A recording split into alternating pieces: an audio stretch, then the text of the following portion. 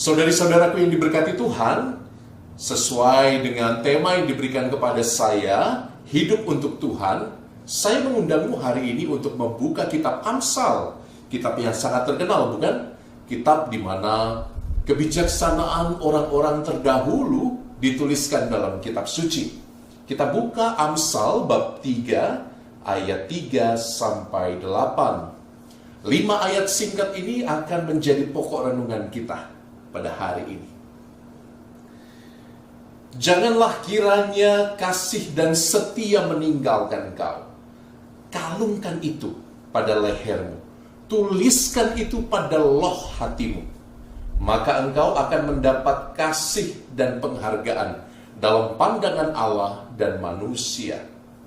Percayalah kepada Tuhan dengan segenap hatimu, dan janganlah bersandar pada pengertianmu sendiri. Akuilah Dia dalam segala lakumu, maka Ia akan meluruskan jalanmu. Janganlah engkau menganggap dirimu sendiri bijak. Takutlah akan Tuhan dan jauhilah kejahatan. Itulah yang akan menyembuhkan tubuhmu dan menyegarkan tulang-tulangmu. Demikianlah sabda Tuhan. Syukur kepada Allah. Saudari-saudaraku yang diberkati Tuhan, saya seorang pastor. Anda pasti tahu dalam tradisi gereja Katolik, baik pastor, suster, frater, bruder, biarawan, biarawati, mereka semua tidak menikah demi kerajaan Allah, bukan? Betapa kasihan hidup mereka ya. Saya ingin membuka permenungan kita hari ini dengan cerita sederhana tentang seekor beo betina. Burung beo Anda tahu, yang suka menirukan suara manusia. Suatu kali beo betina diselamatkan dari kawasan kupu-kupu malam dan dititipkan di rumah para suster. Sayangnya beo betina ini sudah terbiasa dengan kata-kata seperti ini.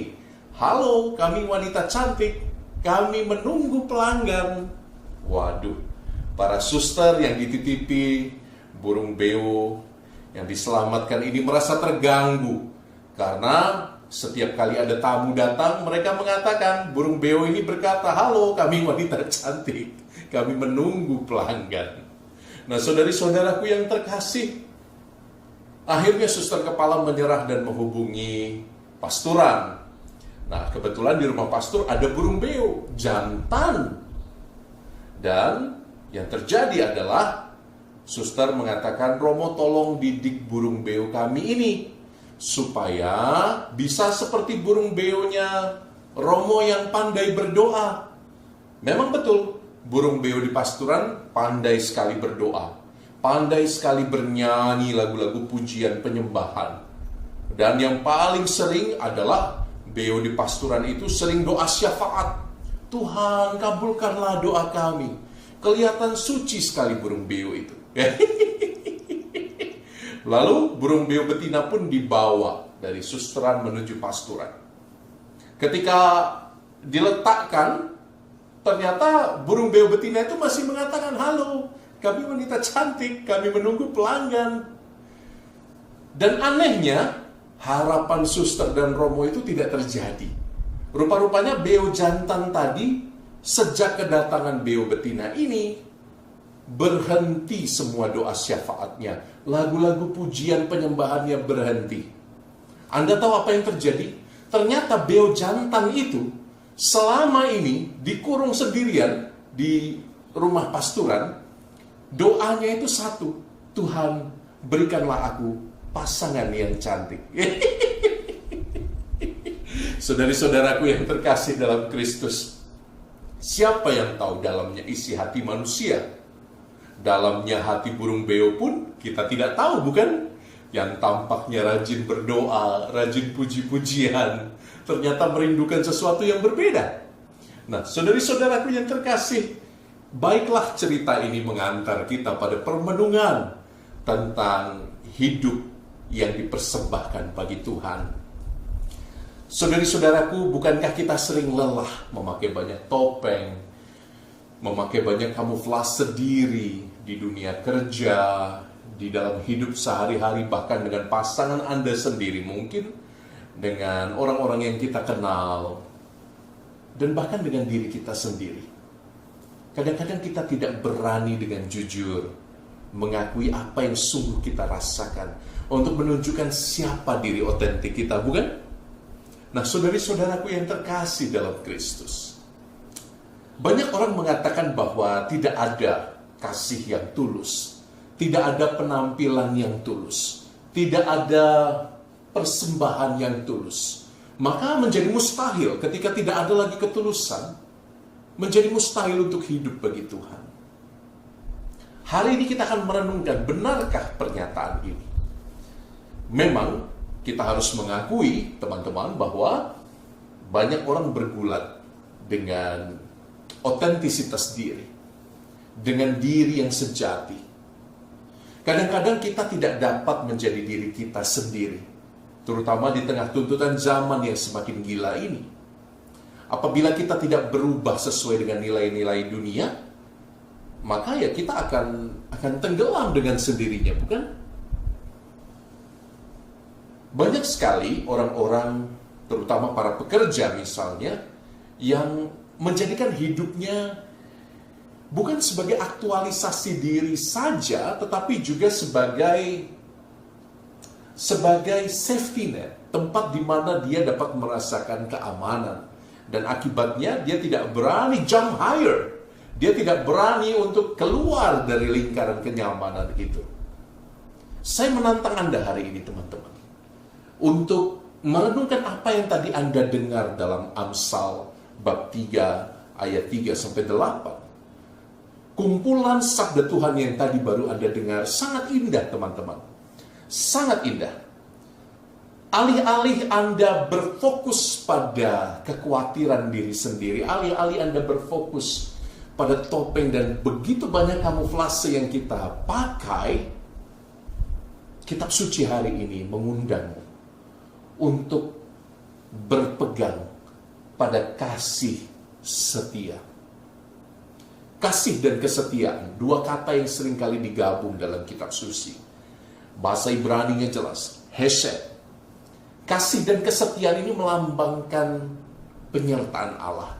Maka kalau engkau bisa berpegang pada penyertaan Allah, dikatakan, jangan kiranya kasih dan setia, penyertaan Allah meninggalkan engkau. Kalungkanlah itu pada lehermu, tuliskan itu pada loh hatimu.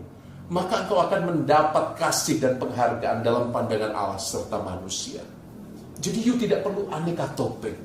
Kita tidak perlu memakai aneka kamuflase seperti bunglon itu ya.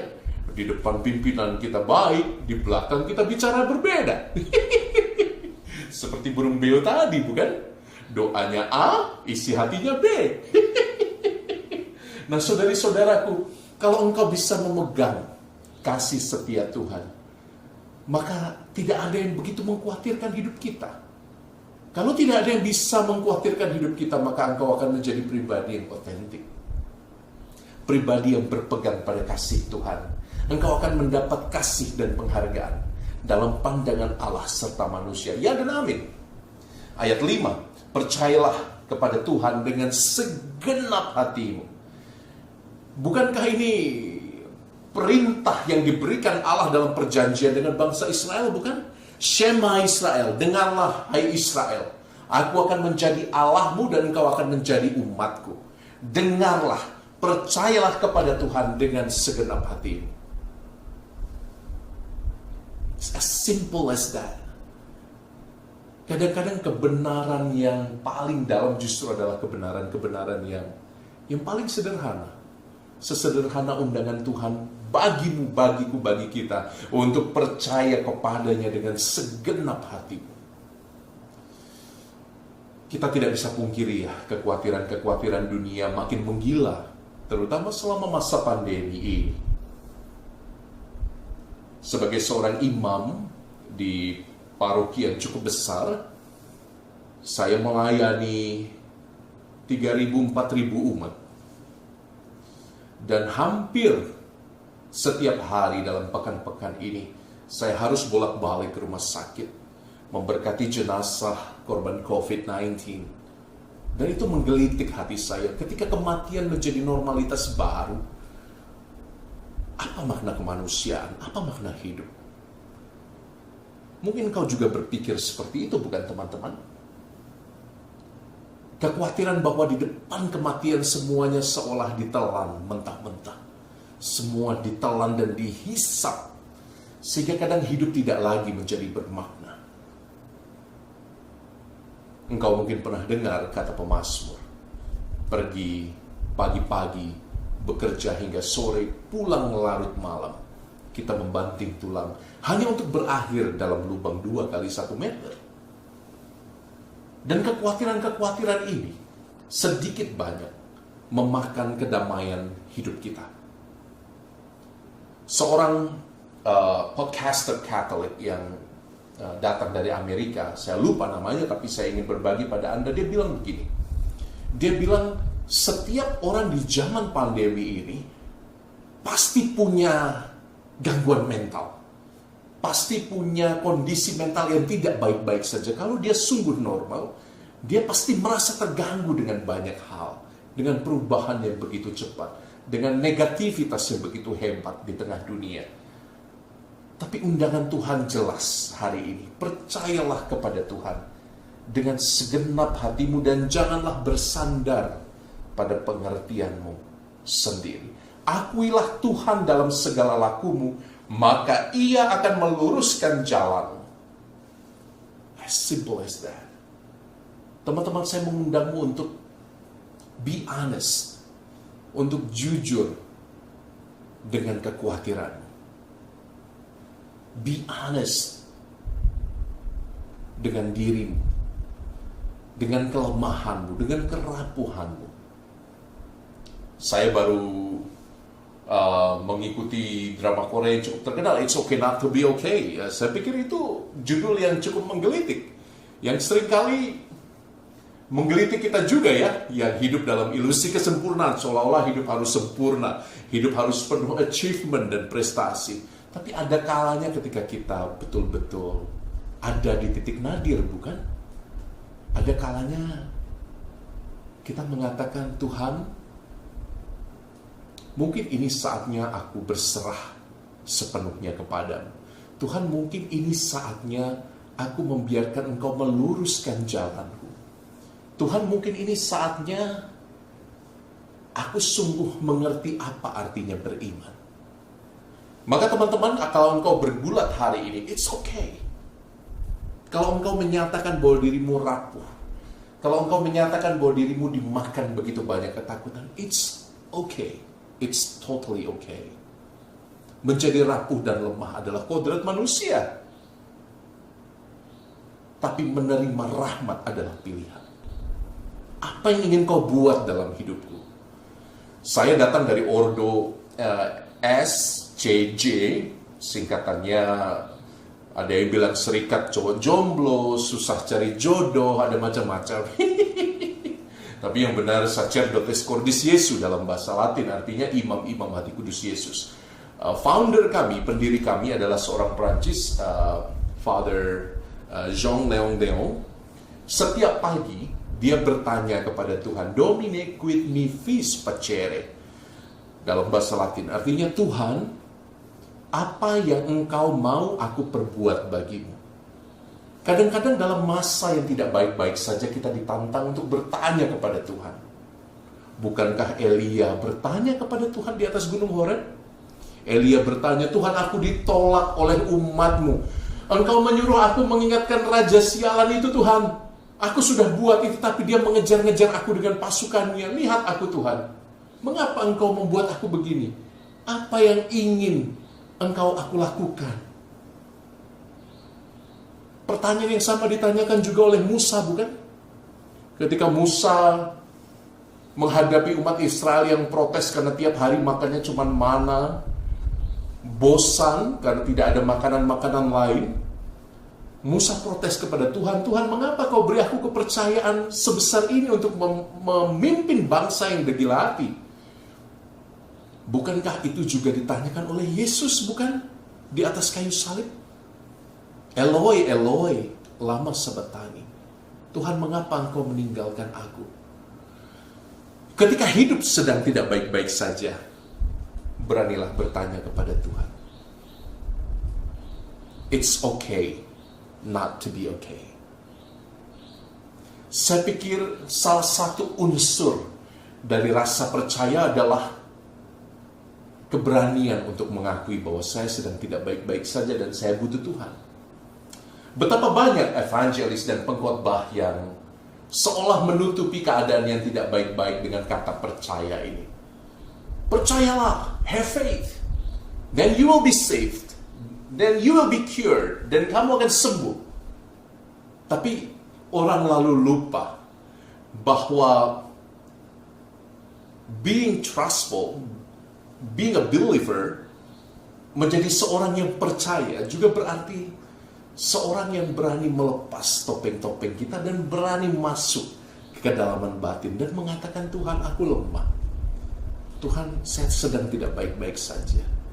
Maka undangan Tuhan kalau hari ini Dia minta engkau untuk mengakui Dia, untuk percaya kepadanya, it means that you have to go deeper to yourself.